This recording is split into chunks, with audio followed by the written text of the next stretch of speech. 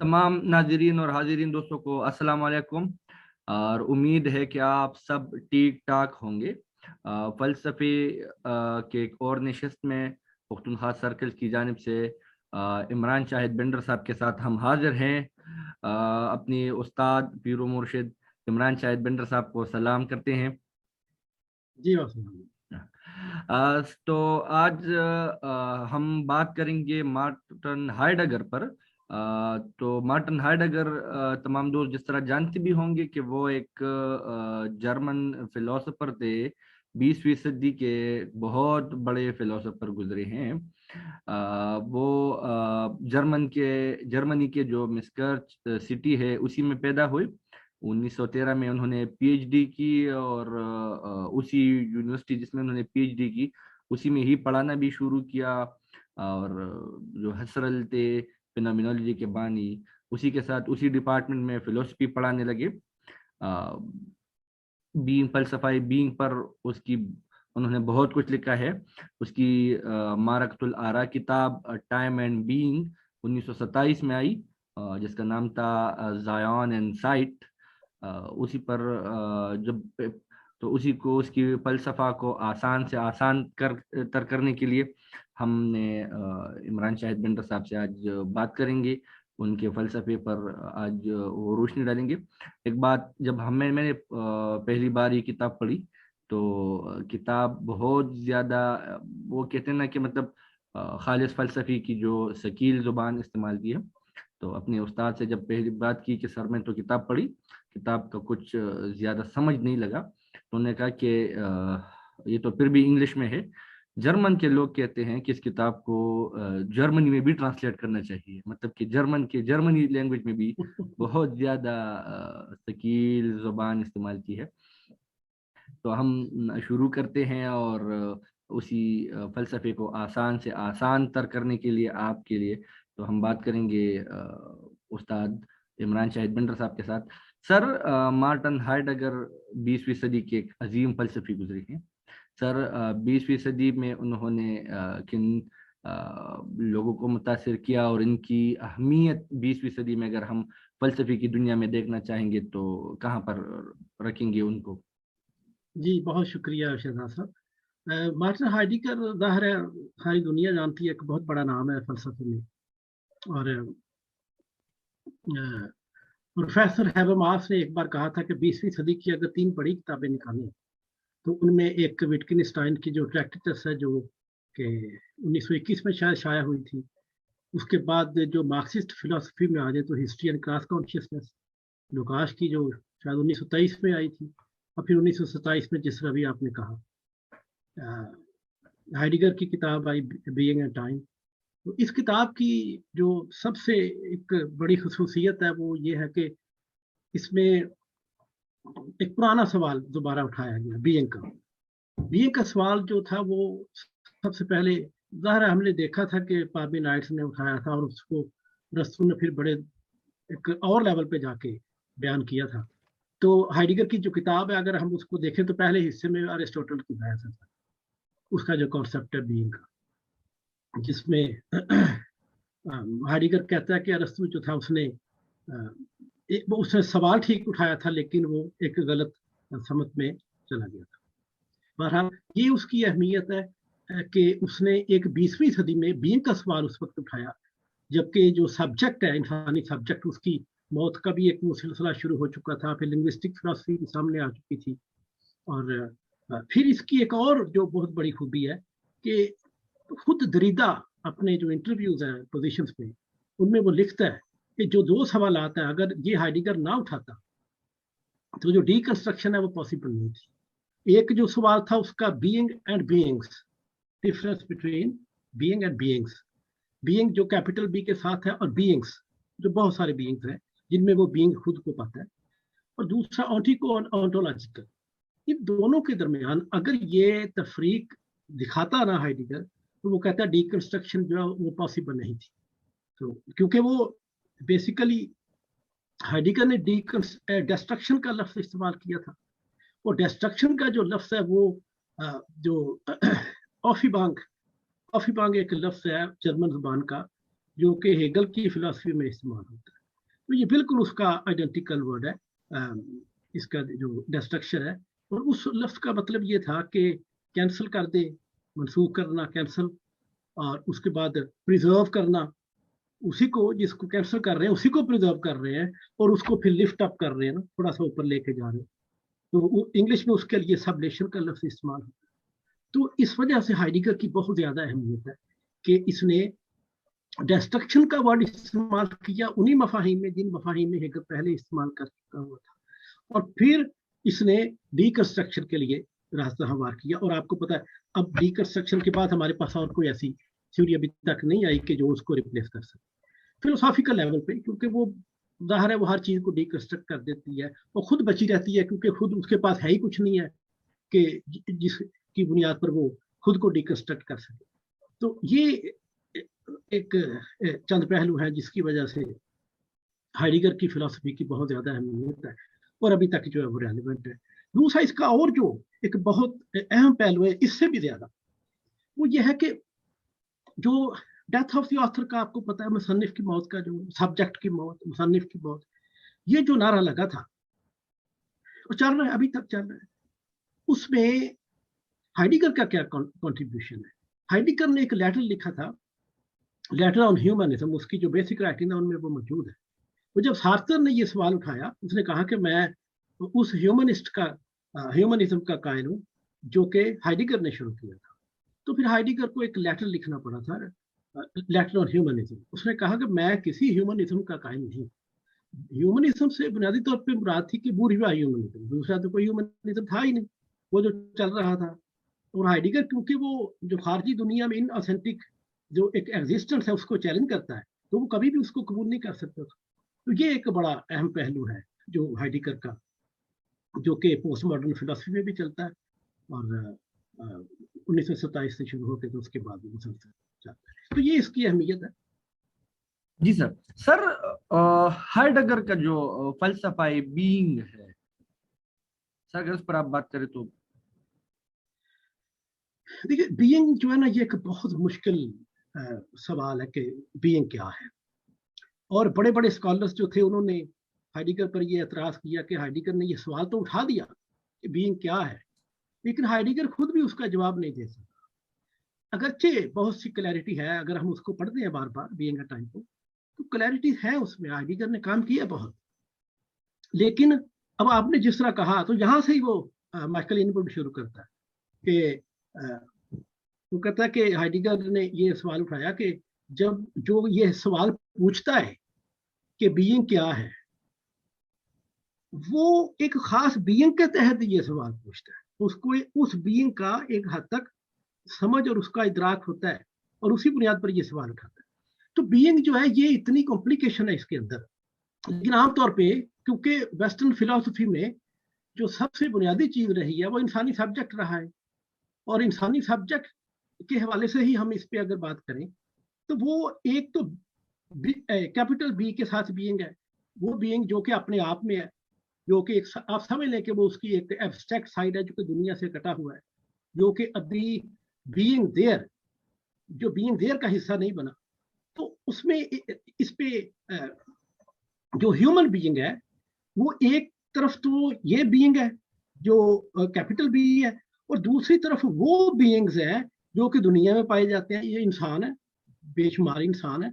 और ये जो कैपिटल बी के साथ बीइंग है, ये उस बीइंग के अंदर खुद को पाता है, और वो जो बीइंग्स हैं उन बीइंग्स के अंदर, क्योंकि ये जो कैपिटल बी के साथ है ये भी मौजूद है, और वहीं ये सवाल उठा देता है कि ये जो बीइंग है ये क्या चीज है, अपने लिए ये क्वेश्चन उठा देता है। तो बुनियादी तौर पर जो कायनात के अंदर, या एक उसका जो ऑन्टोलॉजिकल एस्पेक्ट है, एक बड़ी पिक्चर जो है उसके अंदर जो छोटी छोटी एंटिटीज पाई जाती हैं, ये दरख्त है, ये प्लांट है, ये पहाड़ है, ये पानी है, समुंदर है, ये सारी उसमें जो मुख्तलिफ एंटिटीज है, इनके भी अपने अपने बीइंग्स हैं बुनियादी तौर पे। लेकिन वो हम देखेंगे अगर मजीद इस पे बात होती है तो। लेकिन फिलहाल ये है कि जो बीइंग है वो हर जगह पे पाया जाता है, लेकिन हम बात करेंगे उस पे ह्यूमन बीइंग पे, क्योंकि वही मगरबी फलसफे में सबसे बड़ा एक मौजूद रहा है। سر ہائیڈگر اپنی کتاب میں ڈازائن کی بات بار بار کرتا ہے، جو بینگ ان دا ورلڈ، تو سر تو پھر بینگ اور ڈازائن اس میں پھر کیا فرق ہے؟ جی وہی جو میں نے ابھی کہا تھا کہ ایک طرف بینگس بہت زیادہ پائے جاتے ہیں، وہ جو ڈازائن لفظ ہے وہ دو الفاظ سے مل کر بنتا ہے، ڈا اور ڈازائن. بینگ دیئر یعنی جو ایکسٹرنل ورلڈ ہے، جو خارجی دنیا ہے، اس میں جو بینگس پائے جاتے ہیں. اچھا اب وہاں پہ جو بینگس پائے جاتے ہیں تو وہ کون سے بینگس پائے جاتے ہیں؟ ہیومن بینگس پائے جاتے ہیں اور اس کے ساتھ بہت ساری اینٹیز پائی جاتی ہیں. اچھا اب یہ جو جس طرح بھی میں نے کہا کہ جو کیپٹل بی کے ساتھ بینگ ہے، جو کہ اس بینگ دیر میں اپنے لیے وہ سوال اٹھاتا ہے کہ پتا کرو کہ یہ بینگ جو ہے یہ کون ہے، یا میں یہ ڈازائن کے اندر میری کیا حیثیت ہے یا میرا کیا کردار ہے. تو یہ ایک بہت کمپلیکیشن اس میں آ جاتی ہے کہ وہ کس طرح اس چکر سے باہر نکلے اور وہ کیپٹل بی والی جو اس کی اصل ایک صورتحال ہے وہ اس میں دوبارہ داخل ہو. تو ڈیزائن جو ہے یہ بینگ دیر، اس میں جو بہت سارے بینگ ہمارا جو ایکسٹرنل ایگزسٹنس ہے اس کو اس سے ڈیزائن کہا ہے ہائیڈگر نے، بینگ دیر وہاں پہ بہت سارے بینگس کا ہونا. سر جو مارٹن ہائیڈگر کے فلسفے میں سر اتھینٹک اور ان اتھینٹک، اس پر سر آپ یہ ساری چیزیں کچھ کہنے تو یہ مطلب ان کے فلسفے میں اتھینٹک اور ان اتھینٹک کیا ہے؟ جی یہ ساری چیزیں ایک دوسرے کے ساتھ بڑی گہری جڑی ہوئی ہیں. ابھی ہم نے جو کہا ڈیزائن بینگ دیر، تو یہ بینگ دیر جو ہے یہ بیسیکلی ان اوتھینٹک جو ہے وہ ہمارا وہ خارجی وجود ہے کہ صبح کام پہ چلا گیا، باہر گیا، وہاں پہ دوپہر کو کھانا لے لیا، وہاں بیٹھ کے لوگوں سے گپیں لگا لی، اپنا کام کیا، کام کر آ کے واپس آ گیا. یہ ہمارا ان اوتھینٹک وجود ہے، ان اوتھینٹک بینگ ہے. دوسرا ہمارا اوتھینٹک بینگ ہے. اوتھینٹک بینگ جو کہ کیپٹل بی کے ساتھ ابھی میں نے آپ سے اس کا بھی ذکر کیا، جو کیپٹل بی کے ساتھ اوتھینٹک بینگ ہے، یہ جس طرح چارلس ڈارون ہے، جس طرح کارل مارکس ہے، کہ جن لوگوں نے اپنی اوتھینٹسٹی جو ہے اس کو برقرار رکھا اور وہ جو external world in authentic being کی جو رو تھی اس میں بہ نہیں گئے. یہی مثال دیتا ہے ہائیڈگر، مثال دیتا ہے. یہاں سے اس کا وہ ہسٹری کا بھی کانسیپٹ ہے لیکن وہ فی الحال وہ غیر ضروری ہے. تو اس میں یہ فرق ہے کہ جو کیپٹل بی کے ساتھ ہے وہ اوتھینٹک ہے، جو اپنے آپ میں ہے، لیکن وہ ایک لحاظ سے ایک خاص سطح پر جا کے دیکھیں گے تو وہ ہمیں ایک ایبسٹریکٹ سا کانسیپٹ نظر آئے گا، لیکن بہرحال وہی اوتھینٹک ہے. اور جو ڈیزائن ہے بینگ دیر، اس کے اندر جتنی فضولیات ہیں جس میں ہم الجھے ہوئے ہیں، پوری دنیا آپ جائیں، باہر کسی شہر میں نکلیں، ٹاؤن میں جائیں، کسی مارکیٹ میں جائیں، آپ دیکھیں گے لوگ کوئی ادھر بھاگ رہا ہے، کوئی ادھر بھاگ رہا ہے، کوئی ادھر. یہ سب جو ہے یہ ان اوتھینٹک اس کا بینگ ہے. لیکن یہ بات بالکل ذہن میں رکھنے والی ہے کہ ایک کیپٹل جو بی کے ساتھ بینگ ہے اور ایک اسمال لو کیس وہ جو بینگ ہے جن سے پورا معاشرہ بنتا ہے. یہ ہے ہائیڈگر کا سب سے بڑا کام کہ اس نے اس کیپٹل بینگ کو ان بینگز کے ساتھ جوڑ کر پیش کیا، اور کیپٹل بینگ جو ہے وہ جو ہی ان بینگز کے ساتھ ملتا ہے تو وہ ان اوتھینٹک ہوتا ہے، اور ان اوتھینٹک بینگز کے ساتھ یا ان اوتھینٹسٹی کے اندر وہ اپنے لیے یہ سوال اٹھاتا ہے کہ میں کون ہوں. اور پھر جب وہ اپنے آپ میں آنا شروع ہوتا ہے اور ایک بڑا جینیس اور ایک بڑا کریٹو سبجیکٹ، انسانی سبجیکٹ بن جاتا ہے، تو وہ کیپٹل بینگ کے زمرے میں آ جاتا ہے. تو یہ ہے ان اوتھینٹک اور اوتھینٹک. جی سر تو جو فلسفہ ہائیڈگر ہے اس میں پھر فیکٹیسٹی، ایگزسٹینشیلٹی اور فالنس، اس پر وہ بار بار بات بھی کرتا ہے، فوکس بھی کرتا ہے سر اس پر. جی جی جی جی جی جی جی جو یہ بھی ایک بڑی دلچسپ ہے کہ ہائیڈگر کا کمال یہ تھا کہ اس نے زندگی کے ساتھ انسان کو جوڑ کر پیش کیا، اس نے اسے سیپریٹ نہیں کیا، اور اس زندگی کے اندر اس نے انسان کی جو قدر و قیمت تھی وہ متعین کرنے کی کوشش کی.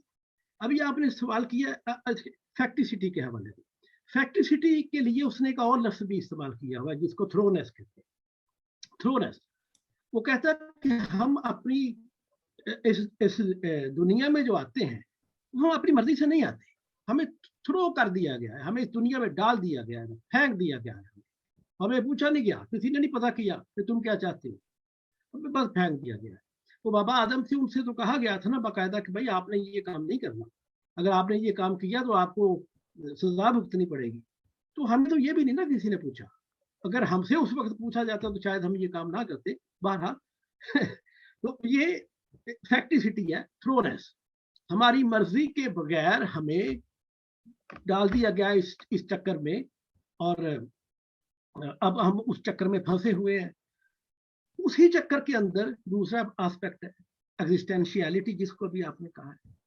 एग्जिस्टेंशियलिटी ये है कि अब मैं क्योंकि यहाँ पे डाल दिया गया हूँ, मुझे यहाँ पे फेंक दिया गया है दुनिया में, अब मैंने अपना जो एग्जिस्टेंस है उसको बरकरार कैसे रखना, उसको बरकरार रखने के लिए मैं ये काम कर रहा हूँ, मैं वो काम कर रहा हूँ, मतलब कपड़ा लेने के लिए जा रहा हूँ, मेहनत कर रहा हूँ, रोटी कमा रहा हूँ और अपनी फैमिली को पाल रहा हूँ। तो ये एग्जिस्टेंशियलिटी है, उसको बरकरार रखने के लिए जो कुछ भी मैं कर रहा हूँ। तीसरा उसका एस्पेक्ट है जो बहुत अहम है, फॉलनेस। यही फॉलनेस जो है वो है बेसिकली वो इनऑथेंटिसिटी, जिसका कि अभी हम थोड़ी देर पहले जिक्र कर चुके। फॉलनेस का मतलब ये है कि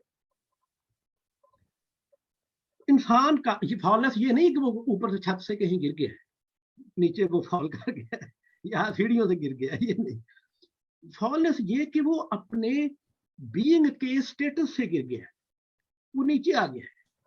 मिसाल के तौर पे हाइडिगर क्या मिसाल देता है, हाइडिगर ये खूबसूरत मिसाल पेश करता है। वो कहता है कि गॉसिप, गॉसिप का लफ्ज उसने इस्तेमाल किया कि गॉसिप है, तो बंदे वहां पे खड़े हुए हैं गपशप कर रहे,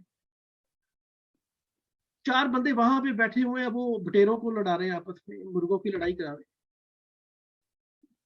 6 बंदे यहाँ बैठे हुए शतरंज खेल रहे, 10 बंदे उधर बैठे हुए ताश खेल रहे। तो ये सारे का सारा जो प्रोसेस है, ये इंसान का जो बीइंग है उससे ग्रेविट है, जो उसका ऑथेंटिक बीइंग है। और इसी को हाइडिगर ने फॉलनेस जो है उसके जो आइडेंटिकल लफ्ज इस्तेमाल किया है हाइडिगर ने, वो इनऑथेंटिक इस्तेमाल किया। तो ये सारे आपस में एक दूसरे के साथ बहुत जुड़े हुए हैं। ये बड़ा बड़ा दिलचस्प है उसका हाइडिगर का फल। आप थोड़ा गौर करेंगे ना तो आप देखेंगे कि जो इनऑथेंटिक वर्ल्ड है बुनियादी तौर पे, ये वही वर्ल्ड है जो मार्क्सिज्म के अंदर जो रेफिकेशन का तस्वर है जो मार्क्स ने पेश किया था, या आप समझ लें कि एलियनेशन का कॉन्सेप्ट है, या जिसको लुकाश ने ईस्टर्न क्लास कॉन्शियसनेस में अपने वो तवील चैप्टर में बयान किया, रेफिकेशन के नाम से जो उसने लिखा है बाब। जी सर।